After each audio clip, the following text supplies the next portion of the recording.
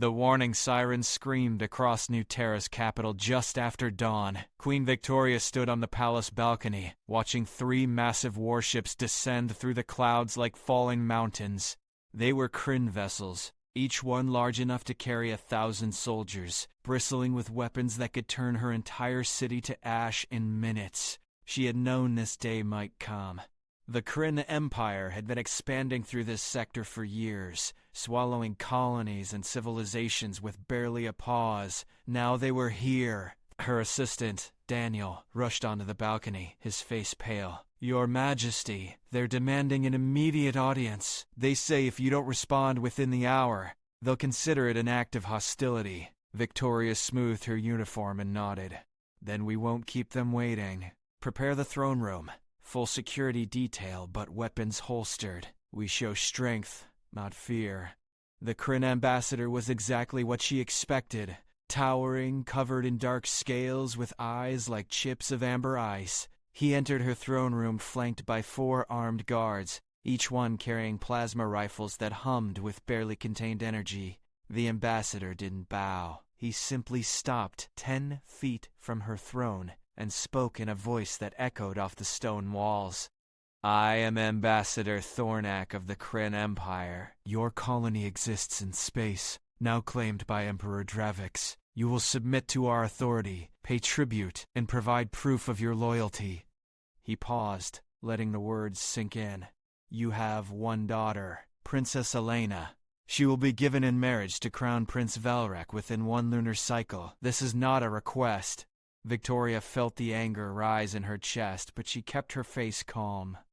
Around the room, her guards tensed. She raised one hand slightly, a signal for them to hold. "Ambassador Thornak, I appreciate your directness. However, you've made several incorrect assumptions. First, this colony doesn't exist in your space. We established New Terra legally under the Frontier Accords. Second, my daughter is not property to be traded. And third, humanity doesn't respond well to threats." Thornak's eyes narrowed. "Your accords mean nothing to the Empire. Your weapons are primitive. Your population is small. You have no allies within 100 light years. Refusing our terms means destruction. You have 48 hours to comply." He turned to leave, then paused. "We have conquered 47 civilizations in this sector alone. None were foolish enough to refuse. I suggest you don't become the first." When the doors closed behind him, Daniel approached quickly. "Your Majesty, our defense grid can't hold against 3 capital ships. We have maybe 6,000 combat-ready personnel against an empire of billions." "What do we do?" Victoria stood, her mind already racing through possibilities. "We do what humans have always done when faced with impossible odds. We change the game." She turned to her council. "Get me everything we have on Krynn culture, their political structure, their military doctrine, and find Elena. I need to speak with her immediately." Princess Elena was in the training grounds when the summons came, running combat drills with the colony's Special Forces unit. At 19, she had insisted on military training despite her royal status, arguing that any leader who couldn't defend their people had no right to rule. She arrived at her mother's private study, still wearing her combat gear. Victoria didn't waste time. "The Krynn want you as a bride for their prince. It's a power play, a way to humiliate us and prove we're beneath them. But I think there's an opportunity here." Elena's jaw tightened. "I'm not marrying some alien prince to save the colony. There has to be another way." "There is," Victoria said, "but I need you to trust me. The Krynn respect strength, and they value strategic thinking. They've built their empire on domination, but that also means they understand power dynamics. If we can prove we're valuable as partners rather than subjects, we might be able to shift this entire situation." She pulled up a holographic display showing the Krynn Empire's expansion patterns. "Look at this. They conquer. They extract resources. They move on. But they're stretched thin. Their supply lines are vulnerable. They're fighting resistance movements on a dozen worlds. What they need isn't more territory. It's stability and innovation, and that's something we can offer." Elena studied the data, her tactical mind already processing. "You want to negotiate. I want to redefine the terms entirely, Victoria said. They came here expecting us to either submit or die. I'm going to offer them a third option they've never considered: genuine partnership. The next 36 hours were a blur of preparation. Victoria assembled her best engineers, strategists, and diplomats. She pulled up every piece of intelligence they had on the Krynn, studied their language patterns, their customs, their military victories and rare defeats. She was looking for leverage, for any angle that would let her turn this ultimatum into an opening. When Ambassador Thornak returned to the throne room, he found it transformed. Gone was the defensive posture from their first meeting. Instead, Victoria had set up a conference table with detailed holographic displays showing trade routes, resource projections, and technological schematics. She stood waiting, flanked not by guards but by her top advisors. "Ambassador," she said, gesturing to a seat, "I've considered your offer, and I have a counter-proposal." Thornak remained standing. "There is no negotiation. You submit or you burn." "Then you'll be making a costly mistake," Victoria said calmly. "Please sit. Give me 10 minutes.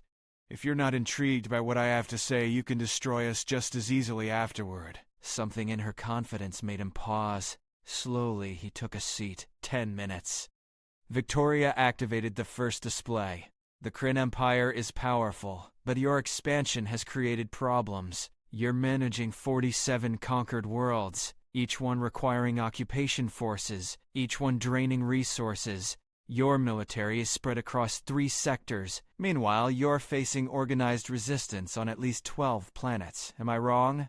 Thornak's expression didn't change, but his silence was answer enough. "Now look at what humanity offers," she continued. "We're adaptable. We innovate constantly because we've had to. We've survived ice ages, plagues, world wars, and now interstellar colonization with limited resources. We specialize in making the impossible work." She pulled up technical schematics. "This is our adaptive shield technology. It learns from incoming fire and adjusts in real time. Your ships use static shields. Powerful, but predictable. We've also developed medical techniques that could reduce your combat casualties by 40%. Agricultural methods that triple yield in harsh environments. Solutions you need." "And in exchange?" Thornak asked. "A true alliance. Not tribute. Not submission. Partnership. We share technology, coordinate defense, establish trade routes. You get stability and innovation. We get protection and access to your resource networks. And my daughter chooses her own path. If she and Prince Valrek wish to marry after meeting as equals, that's their decision. But it won't be because you forced it." Thornak leaned back. "The Empire doesn't negotiate with lesser species." "Then maybe it's time the Empire evolved," Elena said, stepping forward. She had been standing quietly in the corner, but now she approached the table. "Ambassador, your doctrine of domination works until it doesn't. How many of those resistance movements started because you conquered instead of cooperated? How much stronger would your empire be if half those worlds were allies instead of prisoners?" Thornak studied her with those cold amber eyes. "You speak boldly for someone whose planet hangs by a thread." "I speak honestly," Elena replied. "Humanity has learned that the hardest way possible, that strength without wisdom, is just brutality, and brutality always creates enemies. You want proof that partnership works better than conquest? Give us a chance to demonstrate." There was a long silence. Finally, Thornak stood. "I will relay your proposal to the Crown Prince. He arrives tomorrow to personally oversee your compliance. I suggest you prepare a very convincing demonstration, Princess. Valrek does not suffer fools, and he has no patience for weakness." When he left, Daniel let out a breath he'd been holding. That was either brilliant or suicidal. "Possibly both," Victoria admitted. "Now we have less than 24 hours to prove that humanity deserves a seat at the table. Let's make it count." Crown Prince Valrek's shuttle descended the next morning, escorted by a squadron of fighters. He was younger than Victoria expected, perhaps 30 in Earth years, with the same scaled features as Thornak, but with markings that indicated royal lineage. He moved with the confidence of someone who had never known defeat, and when he entered the demonstration arena Victoria had prepared, his expression was one of bored skepticism. "Queen Victoria," he said, his voice deeper than Thornax but lacking the ambassador's harsh edges. "My father has built an empire spanning 60 star systems. We have weapons that can crack planets, fleets that darken suns. You wish to impress me with human ingenuity?" He gestured around the arena. "Please, proceed." Victoria had chosen her demonstration carefully. Rather than showing off weapons, which the Krynn would always have in greater quantity, she focused on adaptability. Her engineers had set up a series of combat scenarios using holographic projections and actual physical obstacles. "Your Highness, this is a tactical challenge. We've programmed 3 different attack patterns using your own military doctrine. I'm going to ask Princess Elena to defend against them using only standard human equipment. No tricks, no prepared counters, just adaptation in real time." Valrek looked amused. "And this proves what? That humanity's greatest weapon isn't our technology, it's how we think." Elena entered the arena wearing light combat armor and carrying a standard plasma rifle. The first scenario activated. A simulated Krynn assault team using overwhelming firepower and standard breakthrough tactics. Elena didn't try to match their firepower. Instead, she used the terrain, redirecting their shots with angled barriers, creating crossfire situations where they effectively blocked each other. Within 90 seconds, every simulated attacker was neutralized. The second scenario was a siege setup. Elena adapted again, this time using mobility, hitting from unexpected angles, making the superior firepower irrelevant through speed and unpredictability. The third scenario was the most challenging. A hostage situation requiring precision and split-second decision-making. Elena handled it with the same calm adaptability, neutralizing threats while protecting civilians. When it was over, Valrek stood silently for a moment. Then he turned to Victoria. Impressive reflexes. But one soldier doesn't represent a civilization. "You're right," Victoria said, "but her approach does. We don't have the luxury of overwhelming force, so we've learned to outthink our problems. Every human colony faces impossible odds. We're still here because we adapt, we innovate, and we never stop learning. That's what we offer your empire. Not just our current technology, but our approach to problem-solving itself." Valrek walked down to the arena floor, approaching Elena. "Princess, your combat style is unorthodox. Where did you train?"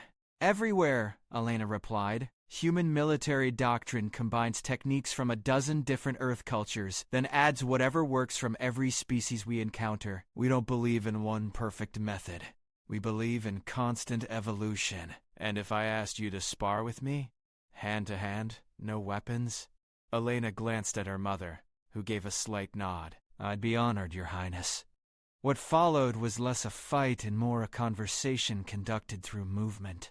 Valrek was powerful and trained in Krynn martial arts that emphasized strength and direct assault. Elena countered with fluid redirection, using his momentum against him, targeting weak points, constantly adapting. Neither could gain a decisive advantage. After 5 minutes, both stepped back, breathing hard. Valrek had something new in his eyes. Respect. "You fight well. Better than I expected."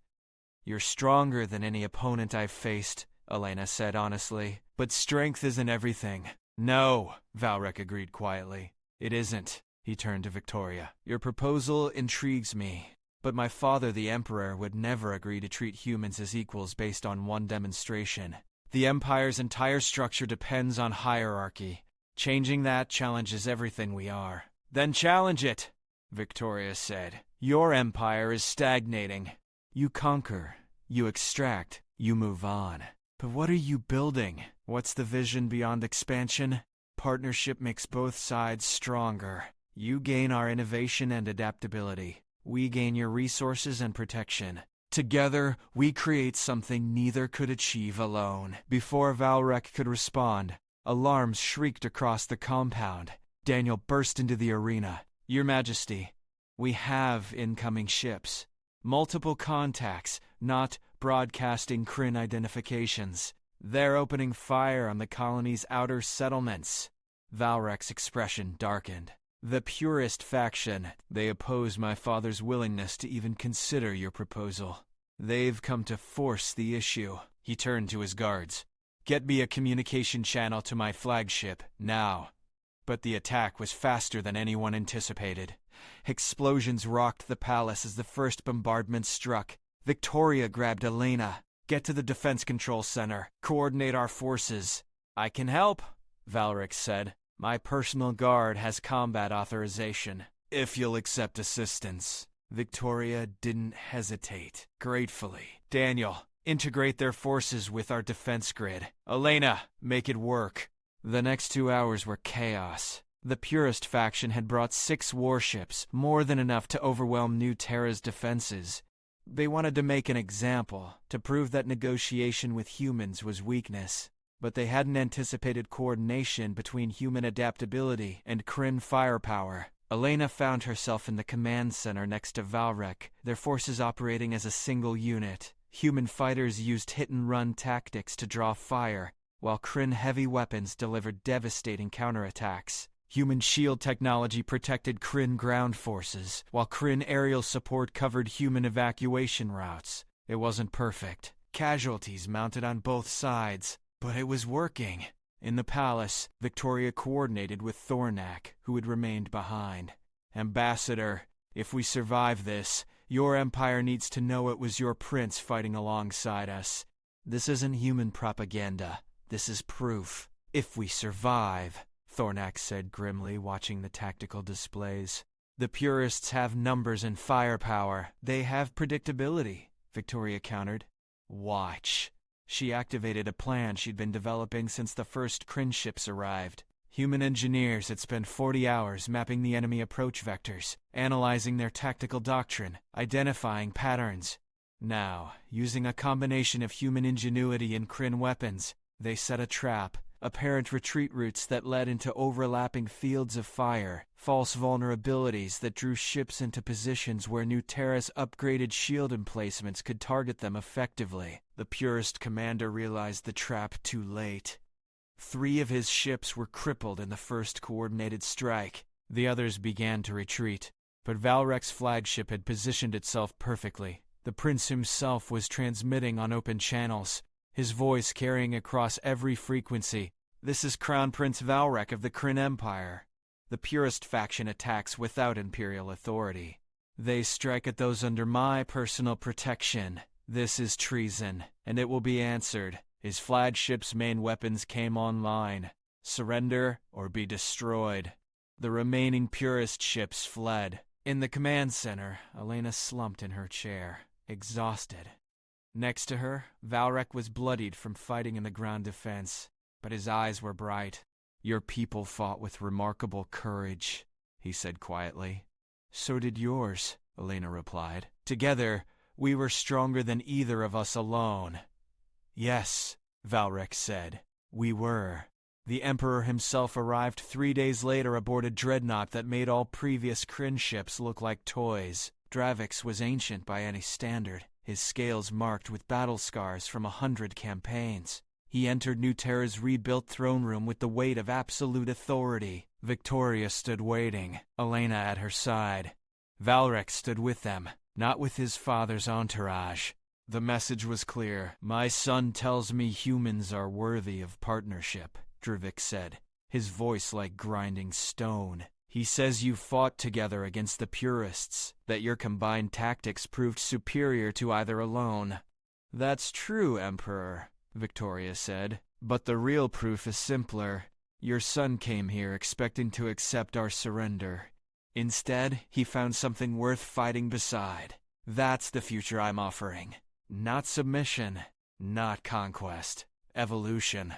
Dravik studied her with eyes that had seen civilizations rise and fall. The Empire has existed for 3,000 years on the principle of strength through domination, and it's brought you 60 systems and a dozen resistance movements, Elena said. She knew she was risking everything, but she also knew that this moment required absolute honesty. Emperor, we're not saying your way is wrong. We're saying there might be another way that's better. Not for everyone, but for those willing to meet you as partners instead of subjects. The throne room was silent. Every eye was on Dravix. Finally, the Emperor spoke. When I was young, I conquered my first world. I remember thinking I had achieved greatness. Now, having conquered 60, I wonder what I have actually built. Cities that fear me, worlds that wait for their chance to rebel, an empire held together by force rather than loyalty. He looked at Valrek. My son believes humanity offers a different path. Perhaps it's time I listen to him. He turned to Victoria. I will agree to your alliance. Equal partnership, technology exchange, coordinated defense. But understand this. You must prove yourselves continuously. One failure, one betrayal, and this arrangement ends. We ask for nothing less than the same standard applied to you, Victoria said. Trust is earned by both sides. Dravix almost smiled. You are bold. I can see why my son is impressed. He gestured to Valrek and Elena. And as for the marriage proposal that started all this, Elena stepped forward. Your Highness, if I may speak plainly, I barely know Prince Valrek, but in the past few days I've learned that he's brave, honorable, and willing to question tradition when presented with better alternatives. If he's interested in genuinely getting to know me, not as a political pawn but as a person, I'd welcome that. What happens after is something we'd decide together. Valrek met her eyes. I'd like that very much. Then it's settled, Dravix declared. The Krynn Empire and humanity will forge a new kind of alliance, not through conquest, but through mutual respect. History will remember this day. As the formal ceremonies began, Victoria found a quiet moment with Elena on the palace balcony, the same spot where she'd watched the Krynn ships arrive days earlier, expecting doom. Did we just change galactic history? Elena asked quietly. We changed how one empire sees strength, Victoria replied. That's a start. The real work begins now. Maintaining this partnership, proving it works, showing other civilizations there's an alternative to conquest or submission. And Valrek? Victoria smiled. That's entirely your decision. But I will say this. He fought beside us when he could have stood aside. He challenged his own father's traditions because he saw something better. Those are qualities worth respecting.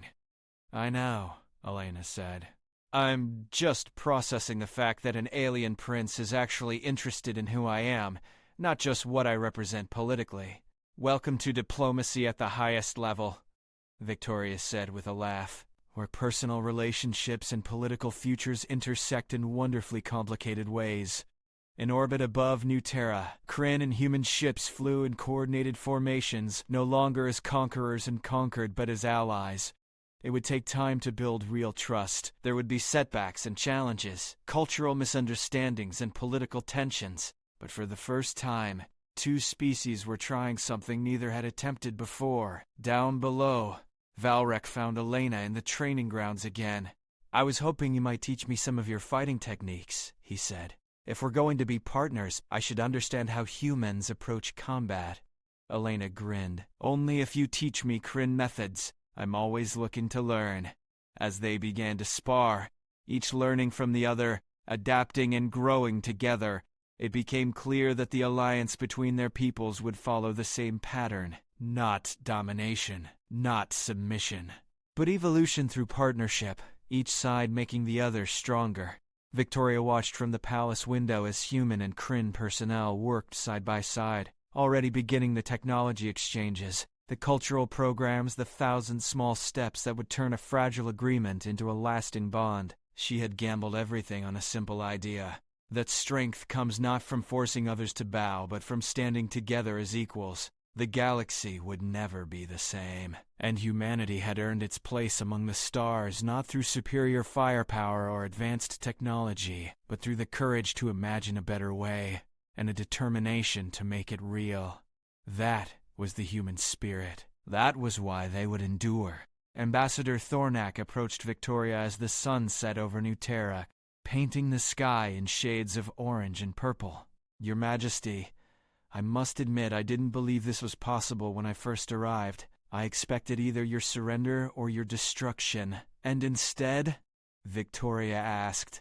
Instead, You taught an empire that existed for 3,000 years that there's still something new to learn. That's remarkable." He paused. "There will be opposition, other factions within the empire who see this as weakness. Your colony will face challenges." "We know," Victoria said. "But we'll face them together. That's what partnership means." As night fell, the combined fleet above New Terra stood as a symbol of something unprecedented. Two species from different worlds, different philosophies, different histories, choosing to build something together. The marriage of Elena and Valrek, when it eventually happened months later, was more than a political ceremony. It was the celebration of a principle, that the future belongs not to those who conquer, but to those brave enough to cooperate. And across the galaxy, other species watched and wondered. If the mighty Krynn Empire could change, could adapt, could choose partnership over domination, what other impossibilities might become possible? What new future might be waiting for those willing to reach for it? Humanity had answered the ultimatum with something the Krynn had never encountered. Not defiance, not submission, but vision. And in doing so, they had proven once again why humans, against all odds and despite every disadvantage, continued to not just survive but thrive among the stars. Because when faced with impossible choices, humans had an unbreakable habit of finding the third option nobody else had considered. The alliance would be tested. There would be struggles ahead, moments of doubt and conflict, but it would endure, because it was built on something stronger than fear or force. It was built on the revolutionary idea that different peoples, working together in mutual respect, could achieve what none could accomplish alone. That was humanity's gift to the galaxy, not weapons or technology or conquest, but hope that a better way was possible, and the courage to build it together.